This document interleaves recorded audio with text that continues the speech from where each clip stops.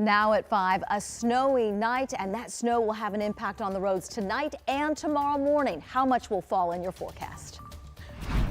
Cutting Medicaid costs, the impact Governor Braun's executive order will have on families who count on ABA therapy. Suing the schools in Perry Township. The alleged bullying and violence at the center of 2 lawsuits that a lawyer says they just filed. Plus, selecting a leader for Indianapolis Animal Control, why a city-county council committee is expected to reconsider the mayor's pick for the new director tonight. Also, getting rid of the Lonnie Pass at Ruoff Music Center. How those who use this popular ticket option in Noblesville every summer feel today about it going away. Live from Indy, you're watching 13 News.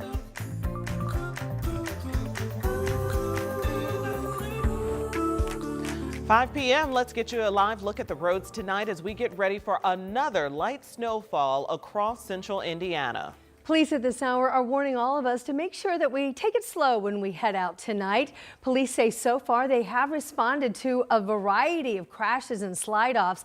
Added up, more than 120 occurred this morning after a little snow fell here overnight. And those low temps that we're seeing across central Indiana are not making conditions any better. That is why our weather team is tracking the impact of this next system. So let's check in with Angela Buckman for a look at what we can expect as we head out tonight. Hi, Angela. Hey there, Emery and Felicia. You know, a little bit of snow, cold temperatures, and you drive too fast. That's the reason we had more than 120 in some locations nearing 200 slide-offs and accidents this morning. So let's not have a repeat tonight and tomorrow morning. Prepare now to allow some extra time on the roads. Now through 7 a.m. we're expecting even some steadier snow, anywhere from a ½ inch to maybe on the high side a couple of inches. That will lead to slick roads because we have temperatures stuck in the teens and wind chills that will go sub-zero.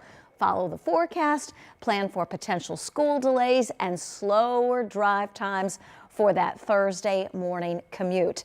We've got another wave of snow moving in, and it will have an impact over the next several hours. Anywhere from a ½ inch to a couple of inches. Winter weather advisories posted off to our east. We have a few flurries locally.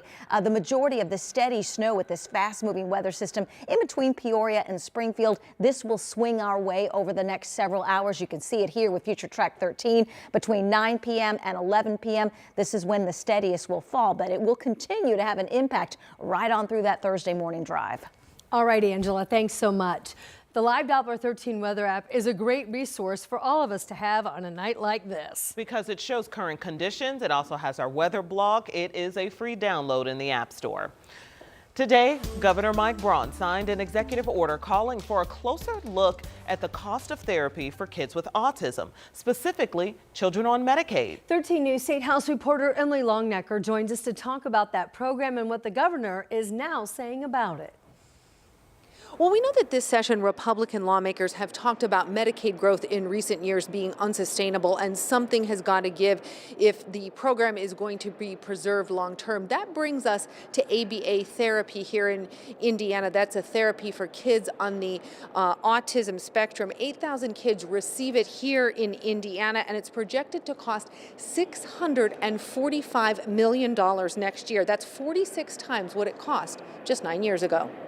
Last month, the Family Social Services Administration, the agency that manages Medicaid in Indiana, announced a proposal to manage those costs by capping the hours a child can get ABA therapy.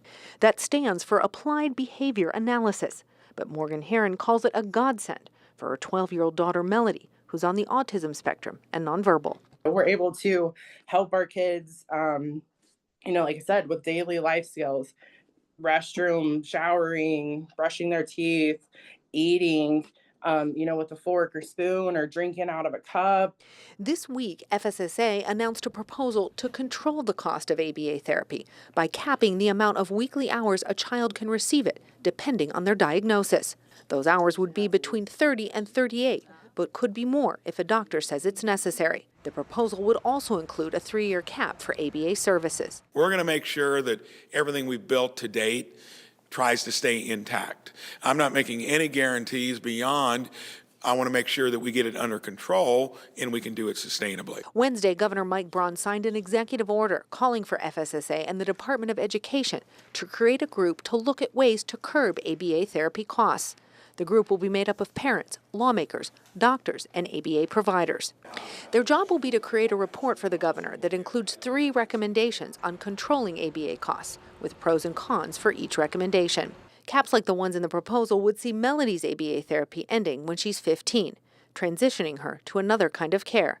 For Morgan Heron, that's a concern, knowing how well her daughter does right now. There's still so many transitions that these kids will, go through in life that, they may need help. And if that 3-year cap is on there, then we just won't have that. That working group looking at ABA will have to come up with those recommendations for the governor by this November. At the Indiana State House, Emily Longnecker, 13 News. Emily, thank you. You can catch all the big stories making headlines at the State House by watching Crossroad Politics. It airs at 10 o'clock every Sunday morning. It's also on demand anytime at WTHR Plus. Tonight, Indianapolis Metro police officers are trying to figure out how a man ended up dead behind a shopping center. Metro police told our crew that someone passing by found the man's body in a car off Shelby Street near US 31. That's on Indy's south side behind the Greenwood Place shopping center. Officers then responded around 12:15, made the same discovery. The Marion County coroner is now working to figure out how this person died. Tonight, we are learning the name of a man who was killed in a shooting where 3 other people were also hurt. This is an update to a story that we brought you as breaking news right here at 5 last night. Now, this is a shooting that happened just after noon Tuesday near East 38th and Emerson Avenue. The Marion County coroner has since identified that man killed as 20-year-old Cameron Clay. Our Marina Silva spent today looking into the shooting and has what neighbors say they saw and heard during that event coming up here as our coverage continues at 5:30. And now to a developing story out of Marion County. Attorneys tell us that they have filed 2 civil lawsuits against the Perry Township schools. Our Karen Campbell spoke with the attorneys about the reported bullying that led to students' injuries. She is here with us tonight, Karen, and what are they telling you? Well, first of all, attorneys Catherine Michael and Tammy Meyer say that they're representing families of 2 students. Now, they say that these students were severely beaten in their schools. And this lawsuit represents 2 special education students, a 6th grader at Rosa Parks Middle and an 11th grader at Perry Township High School. Both, they say, suffered severe head injuries at the hands of students in their schools. According to the suit, at the high school, the 11th grader was punched in the back of the head.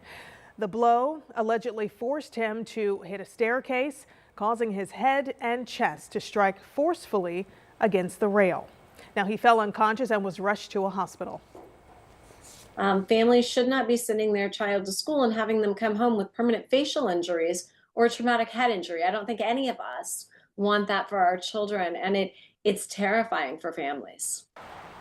And just minutes ago, we heard from Perry Township Schools. The district says they cannot comment on pending litigation, but it does go on to say that Perry Township has stringent anti-bullying policies and practices. The Perry Township Schools also says that if an incident is reported to staff, a thorough investigation between administrators and all relevant parties will take place. Of course, we have the full statement for you to read on WTHR.com. And coming up at 6, you will hear more from what attorneys are asking for in their lawsuit. Again, coming up at 6 o'clock. All right, our coverage continues. Karen, thank you. Tonight, we are learning that a 46-year-old woman lost her life in that hit-and-run accident in downtown Indianapolis this week. The Marion County coroner has identified the victim and the pedestrian in this case as Andrea Gibbs. Metro police say a driver crashed into her with their car near the intersection of West Michigan and North Illinois Street Tuesday morning around 8 o'clock. Officers tell us the driver then took off, leaving her to die in the street. Investigators have yet to release a description of the car involved.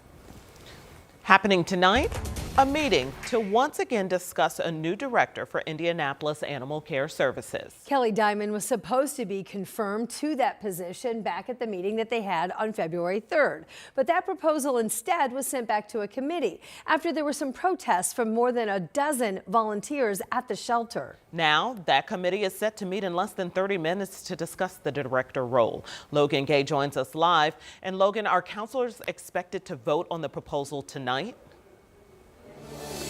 Well, Felicia, they plan to listen to the public one more time before holding another vote. And the decision to delay Diamond's appointment came after the shelter announced they are cutting back on volunteer hours, and dozens of volunteers showed up here and protested. For years, volunteers could stay until 9 p.m., but under this new policy, they will be required to leave by 7 p.m. Some volunteers say this is inhumane to the animals. One volunteer said at the last meeting, this could mean increased hygiene issues since dogs could be sitting covered in waste. However, IACS said it's a liability and safety concerns to have volunteers present without a manager on site, and they do not believe this change will affect IACS's ability to care for animals. We will have more information about the decisions that are made tonight in the meeting on 13 News at 11. Felicia, Ann.